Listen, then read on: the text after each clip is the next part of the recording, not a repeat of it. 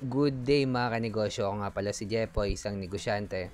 Isa rin akong DJ. Kung kailangan nyo ng DJ sa club, sa bar, sa event, email nyo lang ako sa bio ko. Hindi ako vlogger, hindi ako influencer, isa po akong content creator.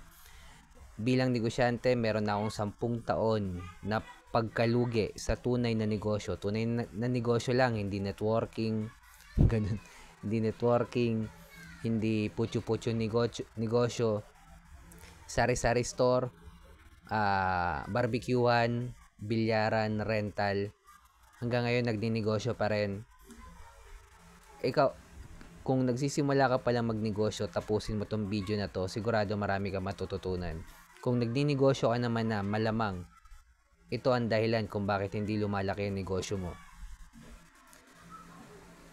Mang Box mga kanegosyo, focus in one, at pina-franchise ito ng may-ari ng Mang Box. Way back nung pandemic mga kanegosyo, 2020,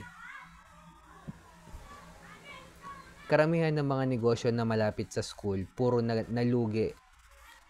Halos puro nagsara, 95%. Pero may mga natira pa rin pero sobrang konti na. At isa na yung negosyo ko doon na sari-sari store na nalugi nung panahon ng pandemic. Kasi almost 2 years din na walang face-to-face class. 2 years din na online, puro online class. So, yung una kong negosyo na sari-sari store, kaya lagi ko siyang kinukwento dahil ito yung marami akong learnings. Tulad ng ang sari-sari store, walang focus in one.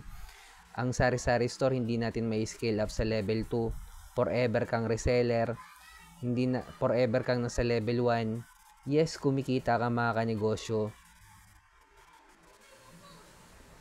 Ang sari-sari store, hindi magiging grocery store kapag lumaki ang sari-sari store pa rin po siya.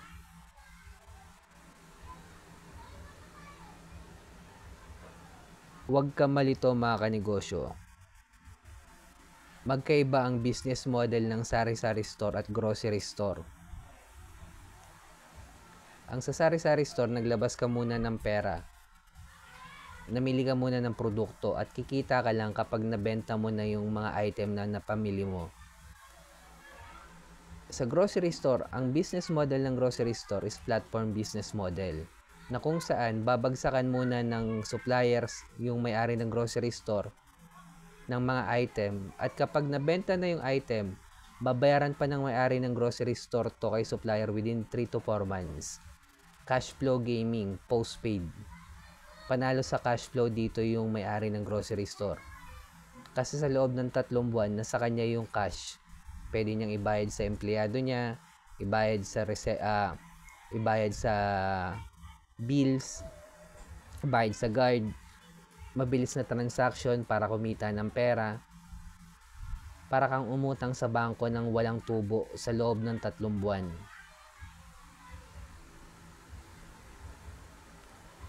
Mang Box mga kanegosyo. Yung may-ari ng Mang Box hindi literal na kumikita sa pagbebenta ng manok. Kumikita yung may-ari ng Mang Box sa nagpa-franchise sa kanya, sa franchising fee mismo. Kumita man o malugi yung magpa-franchise, may bayad pa rin franchising fee yan at hindi na marerefund yan. Mula simula, manok lang ang binibenta, hanggang i-scale up sa level 2, manok pa rin ang binibenta. Pero yung business model yung nagbago sa level 2. Sa ibang pamamaraan kung paano pagkita ng iba pang, kung paano pa kumita ng pera sa pamamagitan ng franchising fee at mapapalaki yung negosyo mo. Kaya kung nagsisimula ka pa lang magnegosyo, sikapin mo mag-focus in one, i-scale up. Hanapin yung community ng mayaman, i-scale up yan sa level 2, applyan ng franchising business model, platform business model, licensing, manpower, software. Pang-apat, original content. Dahil kasama na sa labanan ngayon ang original content mga kanegosyo. Bilang negosyante, lalo natin kailangan gumawa ng original content. Mapapansin nyo, karamihan ng negosyong kumikita ngayon, puro gumagawa or nagtitrending sa original content.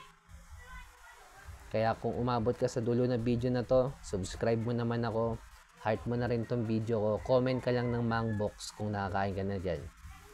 Bilang negosyante, kung dumadaan tayo sa pagsubok or struggle, huwag natin kalimutan mag-pray kahit anong religion natin. Ingat tayong lahat. Peace.